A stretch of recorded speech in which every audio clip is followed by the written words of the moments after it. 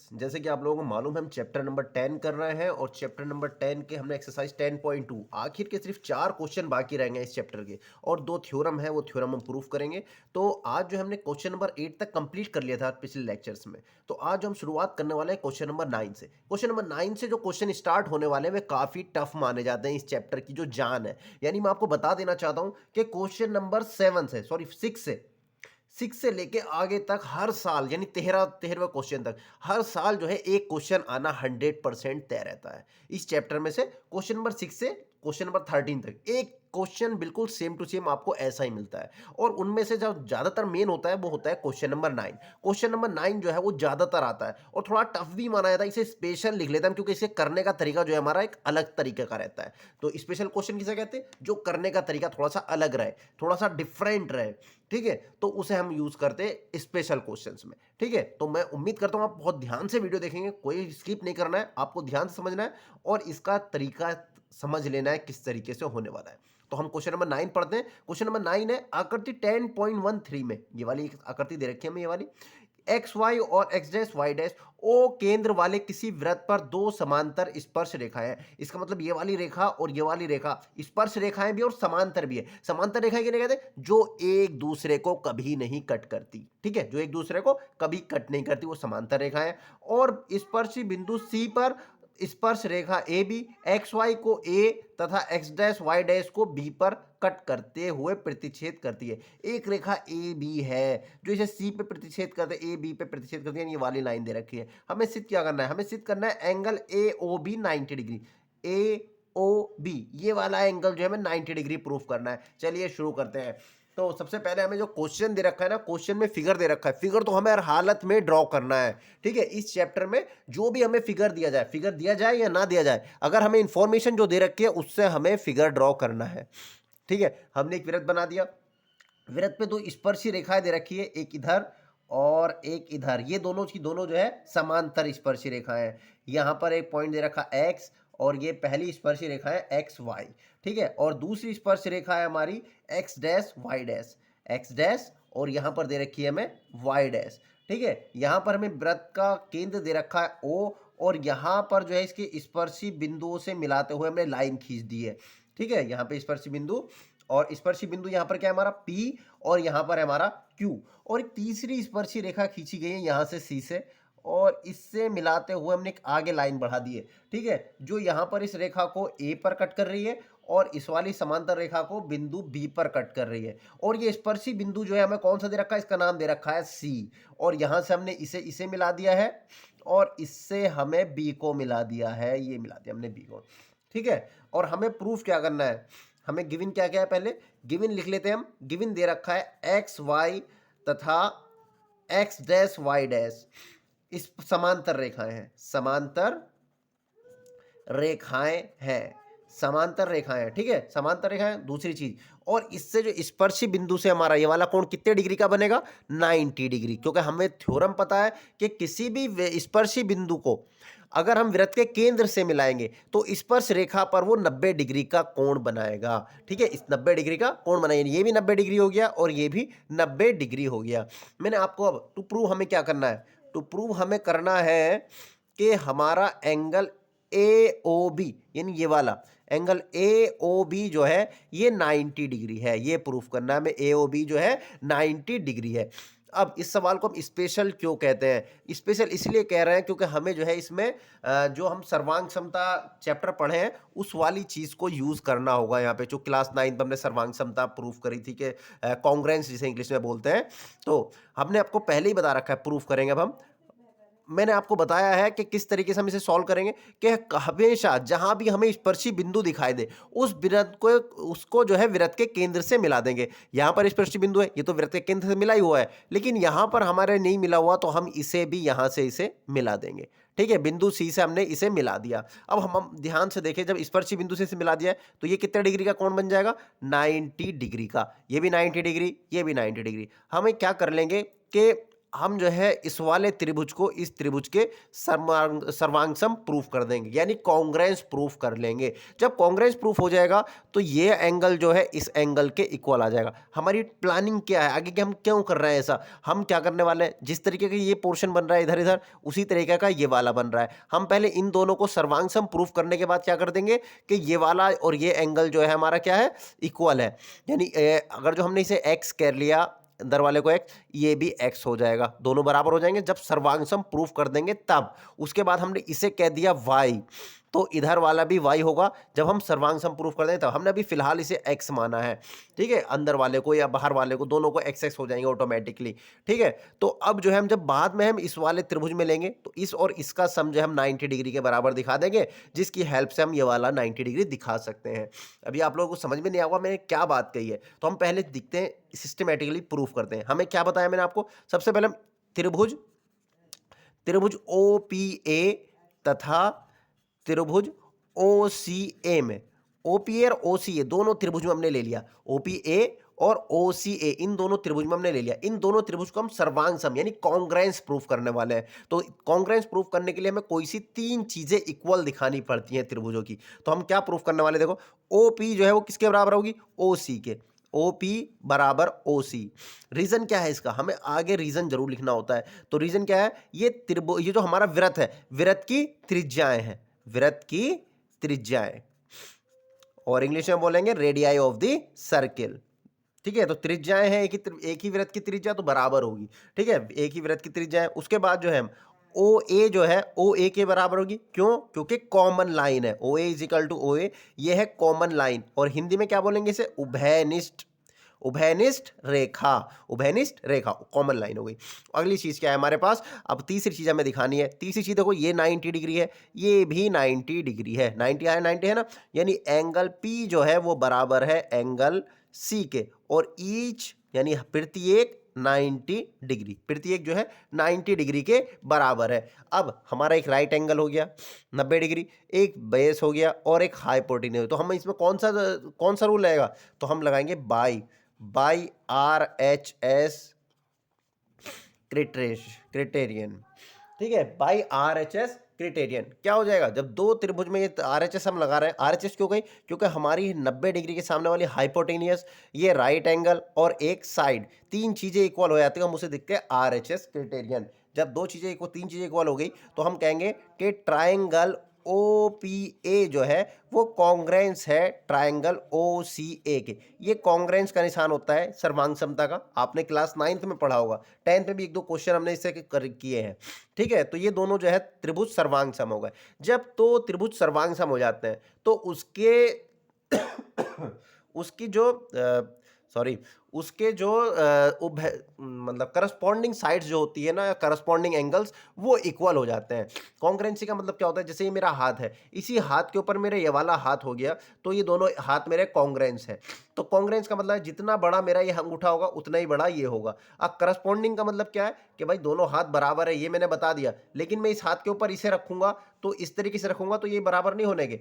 तो हमें हाथ को इसके मतलब करस्पॉन्डिंग मतलब अंगूठे के ऊपर अंगूठा, इस उंगली के ऊपर ये वाली उंगली, इसके ऊपर बीच वाली के ऊपर ये, कन उंगली के ऊपर कन उंगली, मतलब हर चीज करस्पॉन्डिंग उसी के बराबर होगी। ये नहीं कि हमने उल्टा सीधा कैसे भी हाथ रखने शुरू कर दिए कि भाई दोनों सर्वांग सम है, हमने अंगूठे के ऊपर बराबर उंगली रख दी और इस वाली उंगली के बराबर ये वाली उंगली, जो उसके करस्पॉन्डिंग साइड्स है उसी के ही बराबर लिखना होगा, ठीक है। अब हमने लिख दिया ट्राइंगल OPA कॉन्ग्रेंस किसके हुआ, OCA के। तो यहां पर जो है हम जो है ट्राइंगल, हमें क्या बताना था, ये वाला एंगल इस एंगल के इक्वल, यानी हम कह देंगे कि इस ट्राइंगल का हर एक पार्ट जो है इस ट्राइंगल के इक्वल होगा।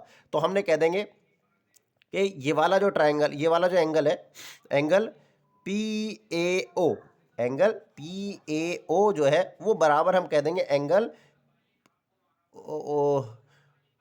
PAO CAO के, एंगल CAO के। और हमने दोनों को बराबर कह दिया कि भाई दोनों के दोनों हमने x मान लिए, लेट कराया, हमने मान लिया है कि दोनों के दोनों एंगल x के बराबर है, यानी ये दोनों x होगा, जो मैंने पहले लिख दिया था कि ये भी x है और ये वाला भी छोटा वाला x है, दोनों x हो गए।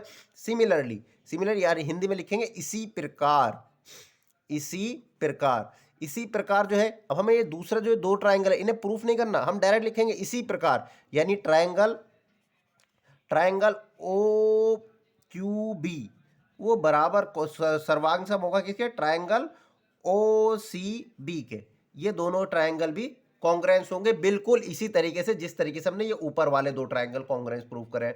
तब जब ये दोनों सर्वांग सम हो जाएंगे तो एंगल ये Q B O, angle Q B O जो है वो बराबर हो जाएगा एंगल सी बी ओ के, और हमने इसे दोनों को बराबर मान लिया वाई के माना। यहाँ पर हम रीजन लिखेंगे बाई सीपीसिटी, यहाँ पे हमने लिखा नहीं बाई सीपीसिटी, सीपीसिटी मतलब corresponding parts of congruence triangle, यानी सर्वांगसम जो सर्वांगसम जो दो त्रिभुज हो जाते हैं तो उनके करस्पॉन्डिंग साइड्स जो है और करस्पॉन्डिंग एंगल्स जो है वो बराबर होते हैं। तो यहाँ पर ये हो गया, ये भी हमने ये माना, और यहाँ पर हम लिख देंगे by CPCT, corresponding parts of congruence triangle. ठीक है, दोनों ट्राइंगल इक्वल हो गए। अब हम जो है हम क्या करेंगे भाई, हमें एक्स और वाई में रिलेशन लेना है, हमें जो है एक्स और वाई में रिलेशन लेना है। हम क्या करेंगे पूरा, अब ये देखो यहाँ से लेके पी ए बी क्यू क्या बन रहा है, चतुर्भुज बन रहा है। ठीक है, तो चतुर्भुज चतुर्भुज पी ए बी क्यू में चतुर्भुज के अंतःकोणों का योग कितना होता है, चतुर्भुज के अंतःकोणों का योग, चतुर्भुज के अंतः कोणों का योग, अंतः कोणों का योग कितना होता है, यानी interior angle of a quadrilateral is 360 degree, 360 degree होता है। तो यानी इसके हम चतुर्भुज के अंतः कोणों का योग लेवे तो angle P plus angle A plus angle B plus angle Q, यानी angle P plus angle PAC PAB, sorry पूरा ले रहे हैं ना, PAB ले लिया हमने, प्लस एंगल अब यहाँ से ABQ, angle ABQ plus angle BQP है, एंगल Q ही कह देते हैं, यहाँ पे तो सिंगल है, यहाँ पर हमारी लाइन है बीच में आ रही थी इसलिए मैंने पूरा नाम लिखा, इजिकल टू किसका होगा 360 के। अब एंगल P कितना दे रखा हमें 90 degree, plus angle PAB,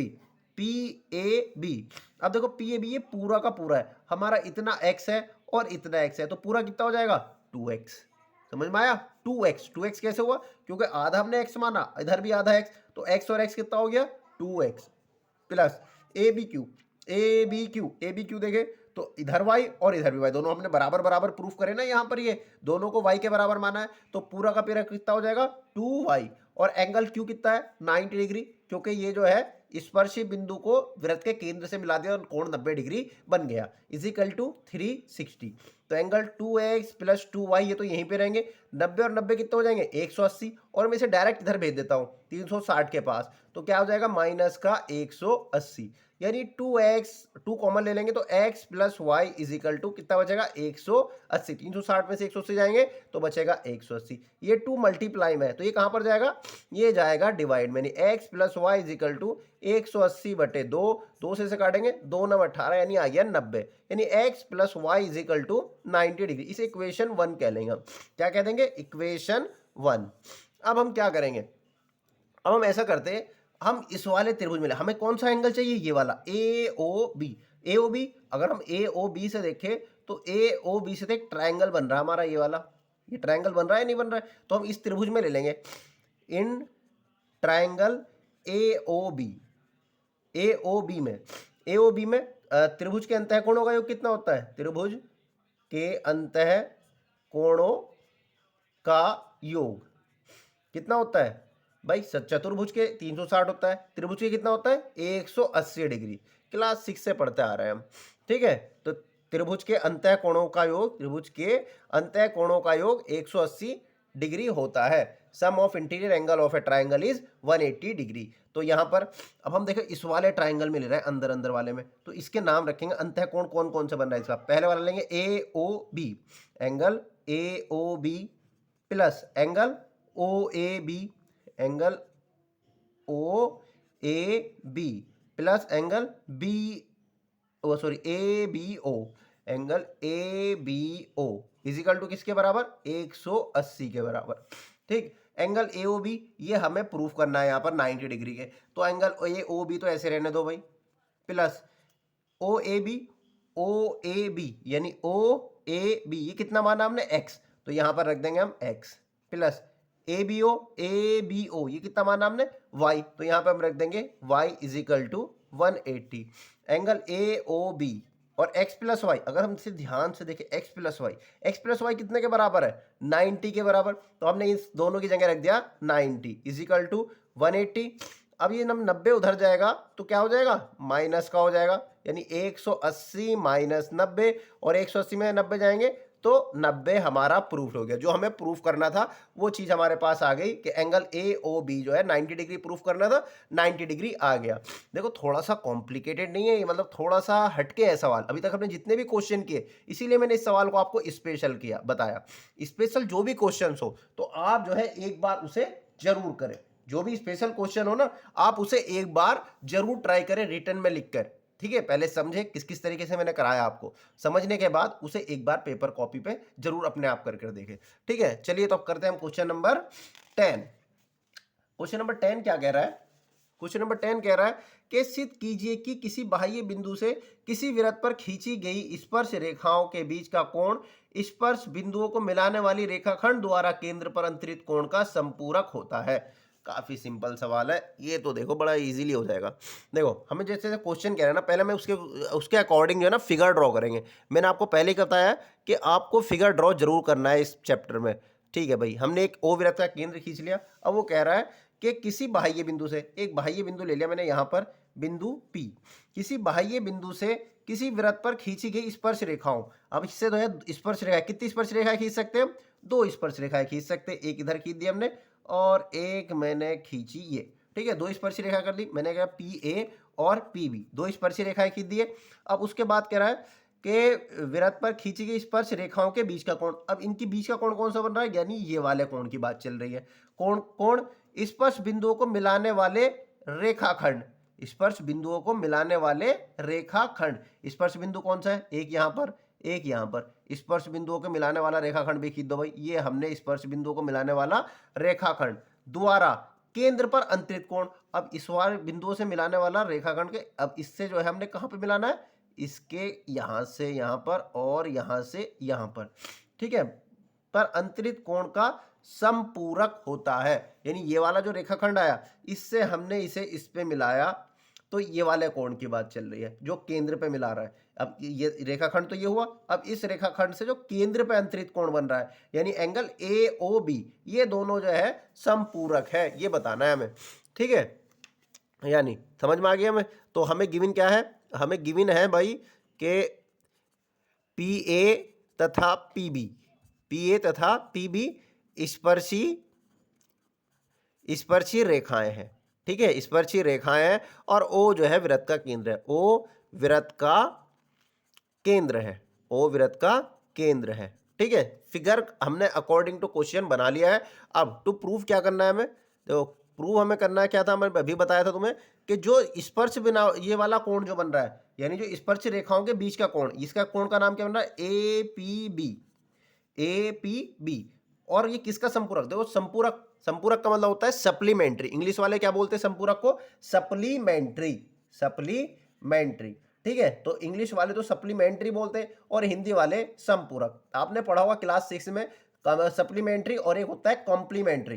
complementary यानी कोटिपूरक, संपूरक, कोटिपूरक, ये होता है कोटिपूरक। जिनका सम जो है वो 180 डिग्री आ जाए वो कहलाते संपूरक, सप्लीमेंट्री एंगल। और जिसका एंगल का सम जो है 90 डिग्री आ जाए, दो एंगल्स का सम, वो कहलाते कॉम्प्लीमेंट्री एंगल, ठीक है। अब हमारा जो है हमें सप्लीमेंट्री प्रूफ करना है, यानी एंगल ए पी बी ये वाला plus angle A O B ये वाला, ये दोनों के दोनों जो है हमें 180 के बराबर प्रूफ करने हैं। समझ गए आप? प्रूफ, देखिए प्रूफ, ठीक है भाई। हमने जो है अब ये वृत्त का केंद्र है, हम इस बीच वाली लाइन को भूल जाते, हम क्या करते हैं? भूल जाते, क्योंकि इसका यूज ही नहीं है। हमें तो ए पी बी और ए ओ बी में रिलेशन लाना है, ये दो चीज़ों में। तो हम क्या कहते हैं? ये बीच की लाइन भूल गए भाई हमने, जिसने कोण डाले, ऐसा काम था कोण डालना, कोई केंद्र पे हमने कोण डाल दिया। अब हमारी जो थ्योरम है वो क्या कहती है? अगर हम वृत्त के केंद्र से स्पर्शी बिंदु के बीच स्पर्शी बिंदु को मिला दे तो वो जो है स्पर्शी रेखा से कितने डिग्री का कोण बनाता है? 90 डिग्री बनाता है या नहीं बनाता? बिल्कुल। और इसी तरीके से यहाँ पे वृत्त का केंद्र O है, वृत्त का केंद्र और वृत्त B क्या है, स्पर्शी बिंदु है। वृत्त के केंद्र से स्पर्शी बिंदु B से मिलाने पर कितना डिग्री का कोण बनेगा, 90 डिग्री। बनेगा नहीं बनेगा? चाहो तो ये थोड़ा सा लिख लो, क्योंकि मार्क्स का आता है 2 या 3 मार्क्स का, और हम छोटा सा करके लिखा देंगे तो अच्छा नहीं लगेगा। तो हम ये थ्योरम लिख देते हैं। वृत्त के केंद्र O से स्पर्शी बिंदु B से मिलाने पर स्पर्शी रेखा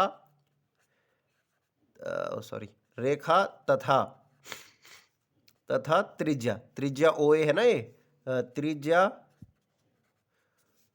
OA के बीच बना कोण कितने डिग्री का होगा, बना कोण 90 डिग्री का होता है, 90 डिग्री का होता है। ठीक है, तो इसका मतलब क्या हुआ, एंगल PAO या OAP बराबर जो है कितने होगा, 90 डिग्री। ठीक है, इसी प्रकार हमने जो है दूसरी रेखा को मिलाया है, तो और वो एंगल कौन सा है, OBP एंगल OBP, ये भी कितना होगा, 90 डिग्री। अब अगर हम ध्यान से देखें, हमारा एक चतुर्भुज भी तो बन रहा है, PAOBABP। तो हम लेंगे चतुर्भुज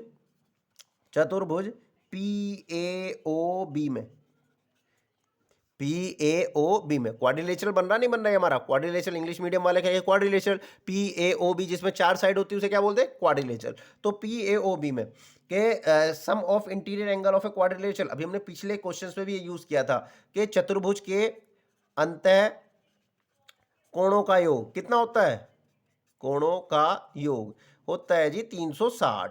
ठीक है, 360। अब हम इसके चतुर्भुज के अंतः कोणों का योग ले लेंगे, यानी एंगल APO, यहां से शुरू करते हैं, angle APO plus angle PBO plus angle BOA plus angle OAP is equal to 360। ये तो मैंने चारों एंगल्स ले लिए चतुर्भुज के अपने। एंगल AOP ये हमें इसमें लाना है, APO कहाँ से आ गया, APB है ये, APB। ठीक है, अब देखो APB हमें प्रूफ में लाना है, इसे तो ऐसे रहने देंगे, APB हमें पता भी नहीं है क्या चीज़। PBO कितना है हमारा, PBO कह दो या OBP कह दो, कितना है, 90 डिग्री, क्योंकि हमारे केंद्र से मिल रहा है, केंद्र से और स्पर्शी रेखा के बीच का कोण है ये। उसके बाद BOA या AOB, ये हमें प्रूफ में लाना है, इसे AOB करके लिखो, क्योंकि हमने यहाँ पर AOB लिख रखा है। AOB कह लो या BOA कह लो, रहेगा बीच वाला एंगल ही, प्लस OAP ये भी 90 डिग्री इजिकल टू 360। अब angle APB plus angle AOB 90 180, और उधर जाके हो जाएगा क्या, ये माइनस का 180। ठीक है, तो APB भूल गए हम यहाँ पे लिखना, तो हमारा जो है प्रूफ हो गया है, angle APB is plus angle AOB is equal to कितना आ गया, 180 डिग्री। यही हमें प्रूफ करना था भाई कि ये दोनों जो है संपूरक है, यानी सप्लीमेंट्री है। सप्लीमेंट्री में क्या प्रूफ करना, दोनों का सम जो है 180 दिखा दो, तो 180 आ गया यहाँ पर हमारे पास। ये दो जब हमारे वृत्त के केंद्र से हमने स्पर्शी रेखा पर बनाया कोण कितना होता है, 90 डिग्री। वृत्त के केंद्र से अगर हम पॉइंट ऑफ कॉन्टैक्ट को मिलाते हैं तो वो 90 डिग्री पे कट करता है। ठीक है, तो इस तरीके से ये हमारा क्वेश्चन पूरा हो गया। अब हमारे क्वेश्चन रहेगा 11 12 13। ठीक है, कल को 11वां भी अभी कर लेते हैं, टाइम वीडियो लंबी हो जाएगी। चलिए ठीक है, कल जो हम 11 और 13 देखेंगे। 12वां क्वेश्चन सबसे लेंथी क्वेश्चन है इसमें। ठीक है, तो आप लोगों से मैं आपको एक एडवाइस दूंगा कि क्वेश्चन नंबर 9 की प्रैक्टिस जरूर करें। ठीक है, क्वेश्चन नंबर 9, क्वेश्चन नंबर 10 तो सिंपल था, कोई इसमें लॉजिक नहीं था, ज़्यादा सिंपल ही था, आपको आसानी से समझ में भी आ गया होगा। ठीक है, तो उम्मीद करता हूँ आप लोग ये समझ में आया होगा। Thank you.